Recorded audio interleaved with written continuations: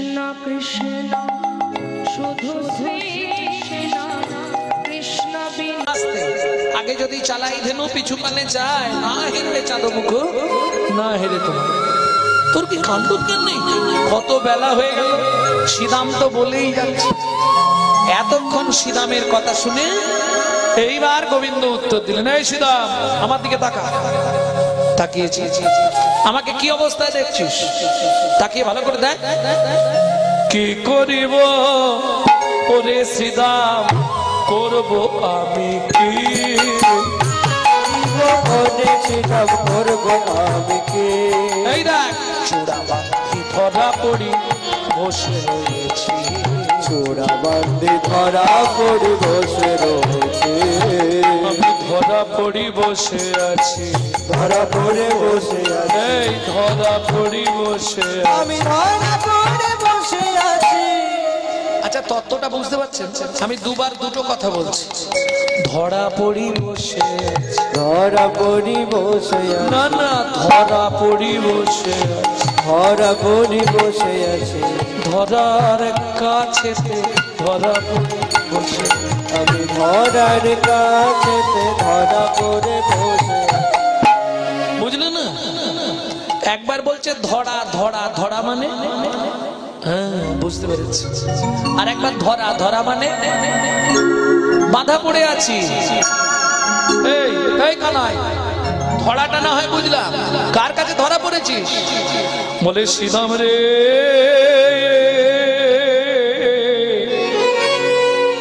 মায়ে না বলিয়া আমি একবার যদি যাই গোঠে, যাই গোঠে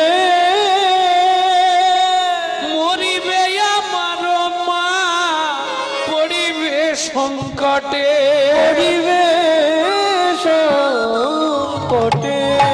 কারণ আমি জানি আমার মা আমায় না পেলে মরে যাবে। আমার মা তো প্রাণে বাঁচবে না ভাই, কত প্রাণে বাঁচবে না ভাই। আমি মায়ের একা গোপাল, মা তো প্রাণে। এমন ভাব করি যেন তোর একারই পৃথিবীতে মা আছে আর কারো মা নেই। শ্রীরাম বলছে এই যে তোর মা তোকে কতটা ভালোবাসে কেউ না জানলে আমরা তো জানি, বিশেষ করে সুবল আর আমি জানি। কিরে সুবল? সুবল বলছে আমি কিছু বলতে পারবো না, কারণ সুবল জানে কৃষ্ণ তো সুবলকে সবার থেকে বেশি ভালোবাসে। আর আমি যদি বলে দিই কাল থেকে আমাকে আর একা নেবে না, সঙ্গে সবাইকে নিয়ে তবে আমাকে নেবে। এ কি হয়, মাঝে মাঝে সবাই খেলে, কানাই আমাকে একাকে ডেকে নিয়ে চলে যায় ইশারা করে, কাল থেকে তাহলে নেবে। আর আমি কিছু জানি, তুই তোর বলছিস বল, আমি যা বলার পরে বলে। সুবল আলাদা হয়ে যেতে চাইছে কেন? গোবিন্দের মুখের উপর কথা বলবে না, শ্রীরাম বলবে কিন্তু সুবল বলবে না। কেন? সুবল যে সুবল বলবে কি করে, বুঝলেন না? শ্রীরাম বলছে হ্যাঁ রে সুবল, আমরা বলি তুই ঘান নাড়িস, তুই তো কোনোদিন কিছু মুখের উপর বলিস। বলে আমি যে সুবল, আমার যা কিছু বল সব যে গোবিন্দের দেওয়ারে, গোবিন্দের দেবারে। আমি বলতে গিয়ে সে যদি বল সরিয়ে নেয়, বল শরীরে একবারে নির্বল হয়ে যাব, নির্বল হয়ে যাব। তাই আমি সুবল, আমি যা বলবো ভালো কথা বলবো, অন্য কিছু বলতে পারবো না। সুবল, একটা সুবল, একটা সুবল, যা বলবো ভালো কথা মিষ্টি কথা বলবো, আমি ওই রুটোয় বলতে পারবো না। কানাই যাবি নে, এর থেকে বেশি আমি আর পারবো না। শ্রীরাম বলছে এই কানাই তুই মায়ের বড়াই করছিস, হ্যাঁ হাটে হাড়িটা ভাঙবো, তোর মা তোকে কতখানি ভালোবাসে। বলে শ্রীরাম তা জানিনি, তবে আমার মা আমাকে ছাড়া বাঁচবে না এটা আমি প্রমাণ করে দেখেছি। কি করে প্রমাণ করলি? তাহলে শোন বলি। একদিন নবনী খাইয়া ছিলাম লুকাইয়া, একদিন নবনী খাইয়া ছিলাম লুকাইয়া। একদিন কি করেছি জানিস? মা হাটে খুব নবনীর দাম উঠেছে। মা যত্ন করে 3 ভাগ হাঁড়ি শিকায় ঝুলিয়ে রাতে রেখেছে। এইবার শোন না, মধুকে আসতে বলেছিলাম। মধুকে, মধু মানে বোঝেন তো, গুরুদেবের ছেলে, শান্তিপুনি মুনির ছেলে বটু। বটুর ভালো নাম হচ্ছে মধুমঙ্গল। মধুকে আসতে বলেছিলাম, মধু এসেছে। আমি নিচে দাঁড়িয়েছি, মধুকে কাঁধে তুলেছি। মধু বলছে কানাই হচ্ছে না, কি করব? পিঁড়িরও উপরে পিঁড়ি উদু খল দিয়া, তাতেও দুজনেতে নাগাল না পাইয়া, কি করি বল? মাটুলো ধরিয়া তবে হাঁড়িতে মারিনু, সিদ্ধ হইল হাঁড়ি তলে দাঁড়াই তলে দাঁড়াইনি। হাঁ করে দাঁড়িয়েছিলাম। ননি সব যতটা খেয়েছি, বাকি তো সব গায়ে টায়ে ভর্তি হয়ে গেছে। সকালে মা দেখছে 3টে ভাঁড়ের একটাতেও ননি নেই। বলে বিশ্বাস করে, একটা ভাঁড়ে মেরেছিলাম, 3টেই ফুটো হয়ে গেছে।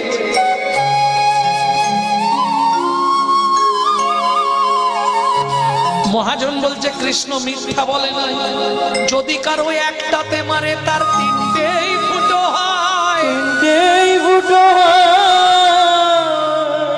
এসব অন্তর্জগতের তত্ত্ব সবার জন্য নয়, কি গো? কাউকে যদি একটা মারে, এক বানেই 3টেই ফুটো। জ্ঞান কাণ্ড কর্মকাণ্ড কেবল বিষের ভাণ্ড, অমৃত বলিয়া যেবা খায়, অমৃত বলিয়া জিবা খায়। নানা জনি সদা ফিরে কদাচ্য ভক্ষণ করে, তার জন্ম অধঃপথে যায়। তার জন্ম অধঃপথে যায়। আমি একটাই মারি, একটাই মেরেছিলাম, 3টে ফুটো হয়ে গেছে। কি গো? যার হৃদয়ে গোবিন্দ একবার বান মারে, তার 3 নাড়ি ছেদন হয়ে যায়, ইড়া পিঙ্গলার সুষমা। যোগমার্গের কথা শ্যামাচরণ লাহিড়ীর কোন পিতা থেকে বলছি।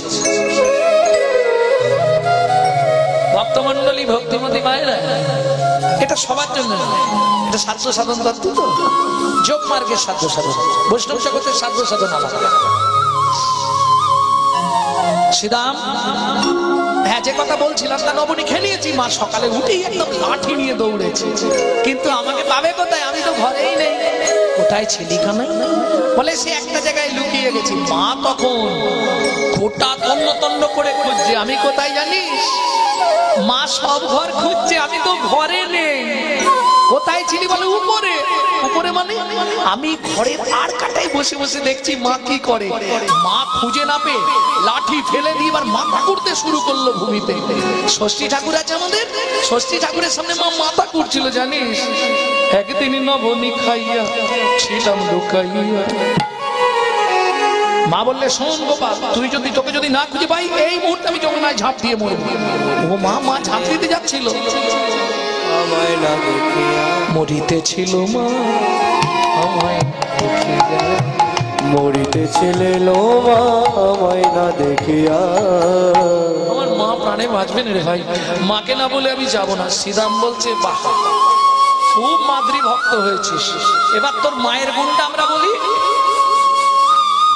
জানি রে তোর মায়ের প্রেম, তোকে কত ভালোবাসে।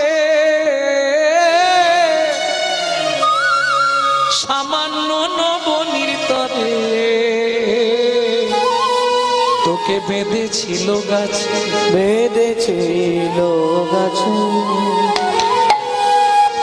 মনে পড়ে সেই নবনী খেয়ে তুই পালিয়ে গেছিলি, তোর মা মরতে যাচ্ছিল, আর তুই যখনই ধরা দিলি, তোর মা তোকে আষ্টে বিষ্টে বাঁধলো। গোবিন্দ বলছে, শ্রীরাম, আমি যার কাছে বাধা না পড়ি সে আমায় বাঁধতে পারে না। মা অনেক চেষ্টা করেছিল, বারবার ক আঙুল কম পড়ছিল।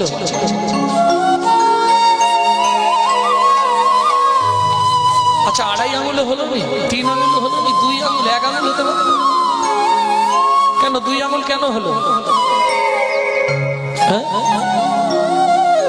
ভগবানের সব আছে, ভগবানের সব আছে। দুটো জিনিসের জন্য ভগবান কাঙাল, প্রেম আর ভক্তি। এই দুটো হলো ভক্তের সম্পদ, যা ভগবানের কাছে নাই। আর এই দুটো যদি ভগবানের কাছে থাকতো তাহলে ভক্তের কাছে ভগবানকে আসতে হতো না। এই দুটো পাবার লালসায় ভগবান বারবার ভক্তের কাছে ছুটে যায়। তাই গৌর হরি বল।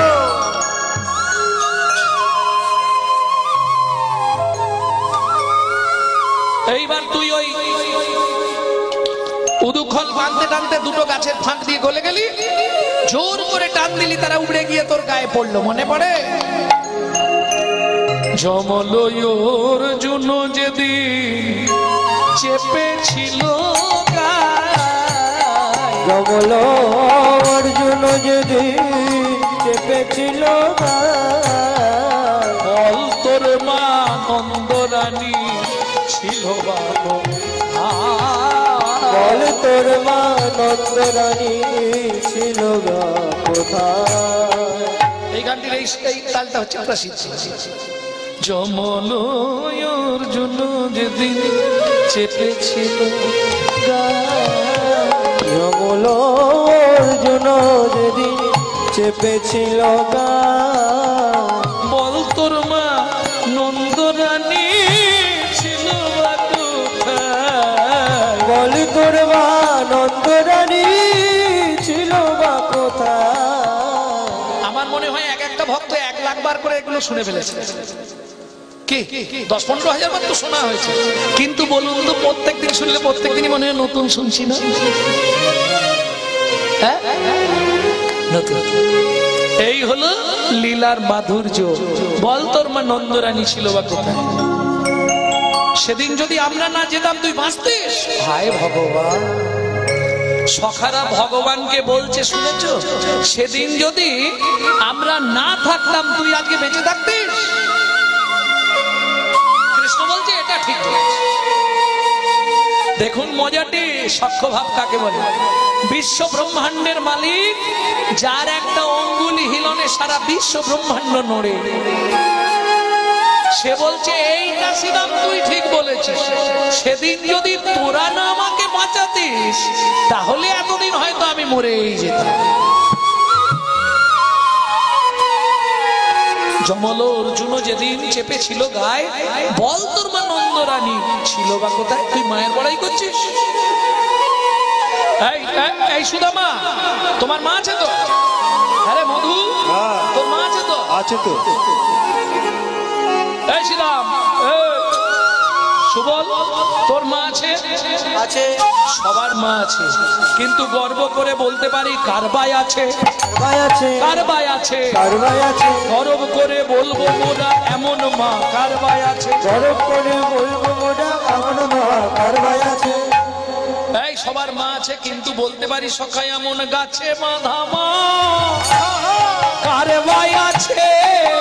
আমার কাছে বাঁধা মা কার ভাই আছে, গাছে বাঁধা মা কার ভাই আছে? গাছে বাঁধা মা কার ভাই আছে। কৃষ্ণ বলছে এই শ্রীরাম, বাইরেটা দেখলি, ভেতর দেখেছিস? গাছে বেঁধেছিল এটা দেখেছি, আর কিছু দেখেছিলি? কৃষ্ণ বলেন না, আর কিছু দেখি। মা কি নিজের ইচ্ছায় বেঁধেছিল না আমার ইচ্ছায় বেঁধেছিল? তোর মা তুই চুরি করেছিলি বলে বেঁধেছিল। ভগবান মৃদু হেসে বলছে, শ্রীরাম রে, মাকে বলেছিলাম মা গো আমি ননি চুরি করা ছেড়ে দেবো তুমি যদি একটা শাস্তি দাও। ভালো করে শুনো, রাধা বিনোদ গোস্বামী ভাগবত। মাকে বলেছিলাম মা গো তুমি যদি জীবনে আমাকে একটা শাস্তি দিয়ে দাও তাহলে আমি জীবনে চুরি করব না। মা জিজ্ঞেস করেছিল কি? মাকে বলেছিলাম তুমি উদুখলে বাঁধবে, আমি উদুখল নিয়ে ওই দুটো গাছের মাঝখান দিয়ে যাব, দুটো গাছ উপড়ে গিয়ে আমার গায়ে পড়বে, ওরা উদ্ধার হয়ে যাবে, সেদিন থেকে আমি চুরি করা ছেড়ে দেবো। সেটা তো শ্রীরামরা জানে না। সখারা, এটা একটা ব্যাপার, সখারা তাদের সখ্য প্রেমকে একটু বেশি বলে মনে করে, কিন্তু সখ্য প্রেমের চেয়েও বাৎসল্য প্রেমে অধিক আকর্ষণ। এইবার কৃষ্ণ মুখ খুললেন, শ্রীরাম এতক্ষণ তোরা অনেক কথা বললি আমার মাকে নিয়ে, তোদের সবার মা আছে কিন্তু গাছে বাঁধা মা কার বা আছে, এটাও তোরা বলেছিস, আমি স্বীকার করছি। এর পরেও বলবো আমার মায়ের মতো মা কার বা আছে? আমার মায়ের মতো মা আর মায় আছে। শ্রীরাম বলছে এরপরেও বলবি? হ্যাঁ বলবো। কেন, তোর মা কি করেছে? শোন শ্রীরাম, এতক্ষণে আসল সত্যটা শুনে রাখ। আমার মায়ের মতো মা কার বা আছে? মায়ের মতো মা কার বা আছে? যে মা সন্তানের লাগি নিজের স্তন বেচে। আমার মায়ের মতো মা কার বা আছে? দুজন সন্তানের লাগি নিজের স্তন বেচে। মায়ের মতো মা কার বা আছে? যে মা সন্তানের লাগি নিজের স্তন বেচে। মায়ের মতো মা কার বা আছে? দুজন সন্তানের লাগি নিজ স্তন বেচে। আমার মায়ের মতো মা কার বা আছে? এই কথা কি বলছিস তুই? হ্যাঁ রে সিদা, এমনি কি এত মায়ের বড়াই করি? জানিস সিদা, এমনি আমি মায়ের বড়াই করি রে। ত্রিভুবন খুললে আমার মায়ের মতো মা পাবি না। বলে কেন রে? সন্তানের জন্য নিজের স্তন বিক্রি করেছিল জানিস? সিদাম বলে ও কানাই সে কি? বলে হ্যাঁ রে, যেদিন ধরা হয়ে ধরা দিলা। যেদিন ধরা হয়ে ধরা দিল মায়ের কাছে আমি পরীক্ষা নিলাম। যেদিন ধরা হয়ে ধরা দিল। আমি মায়ের কাছে পরীক্ষা নিলাম। ধরা হয়ে ধরা দিলাম। ওরে মায়ের কাছে পরীক্ষা নিলাম। সেদিন ভোলানাথকে দোকান সাজালাম। পরীক্ষা নিলাম। ভোলানাথে দোকানি সাজালাম। মায়ের কাছে পরীক্ষা নিলাম।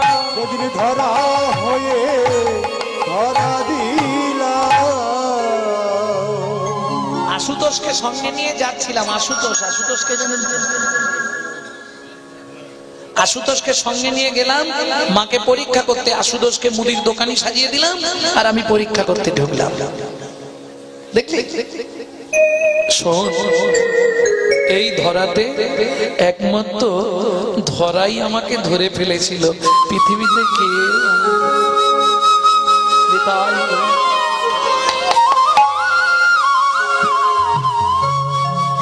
ভক্তমন্ডলী, ভক্তিমতী মায়েরা, যদি বিচার করা হয় ত্রিভুবনে মায়ের মতো হবে না। শত চেষ্টা করলেও পাবে না। যার মা নাই তার জগতে কেউ নাই, আমি বলছি। আর যার মা আছে, পৃথিবীতে কেউ না থাকলেও তার জগৎটা তার কাছে আছে।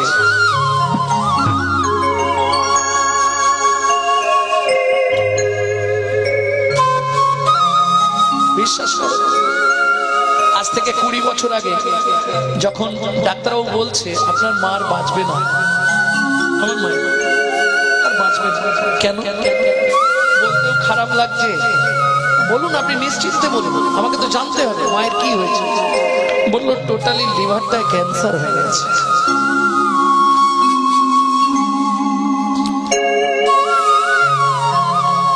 যা যা কিছু ভালো মন্দ খেতে চায় খাইয়ে দিন, বাড়ি নিয়ে রেখে দিন, আর রেখে লাভ নেই।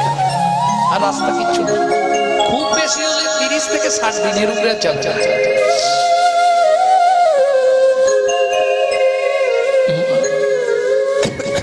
গরম রসগোল্লা খুব ভালোবাসত, কটা রসগোল্লা এনে মাকে খাইয়ে দিয়ে বলছি, মা আর কি কি তোমার খাবার ইচ্ছা? তখন মা মুখ ফুটে নিজেই বলছে, ডাক্তার বলে দিয়েছে না আমি আর বাঁচবো না। আমার যেটা ইচ্ছা তুই করে দিতে পারবি? কি করতে হবে মা বলো? তুই বাড়িতে একটা গোবিন্দ মন্দির প্রতিষ্ঠা করে আমাকে দুটো প্রসাদের ব্যবস্থা করে দেবে। আমি নিরামিষ খাই কিন্তু প্রসাদ তো খাই না। আমি বললাম তুমি তো নিরামিষ খাচ্ছ, বলে সে তো হনুমান বাদুরও নিরামিষ খায়, গরুও তো নিরামিষ খায়, কিন্তু ভগবানের প্রসাদ পেলে আমার মনে হয় আমি ভালো থাকি। মায়ের সেদিনের সেই আদেশ পালন করেছিলাম, মাত্র 6 মাসের মধ্যে সব কমপ্লিট করে দিয়েছিলাম। আজও মা আমার এখনো নিজে রন্ধন করে মহাপ্রভুকে ভোগ লাগাচ্ছে। অথচ 6-7 মাস আগে একবার নিয়ে গেছিলাম যেতে, তখনও ডাক্তার বলছে ইনি বেঁচে আছেন কি করে। আমাদের থিওরিতে নেই, আমাদের থিওরি সব শেষ। তাহলে ভগবানের যদি ইচ্ছা হয় অসম্ভব সম্ভব হয়। এ জগতে যার মা নেই তার কেউ নেই।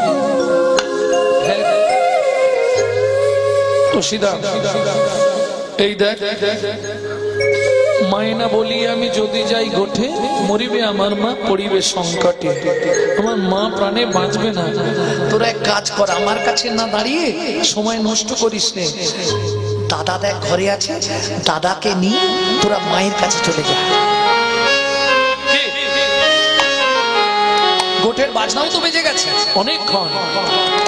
আরে বাজত সব গোঠ বাজনা, বাজত সব গোঠ বাজনা, সাজত বলবীরে, সাজত সব গোঠ বাজনা, সাজত বলবীরে। মদে ঘূর্ণিত নয়ন যুগ, মদে ঘূর্ণিত নয়ন যুগ, মদে ঘূর্ণিত নয়ন যুগ, মদে ঘূর্ণিত নয়ন যুগ। আগ নটপটি শিরে।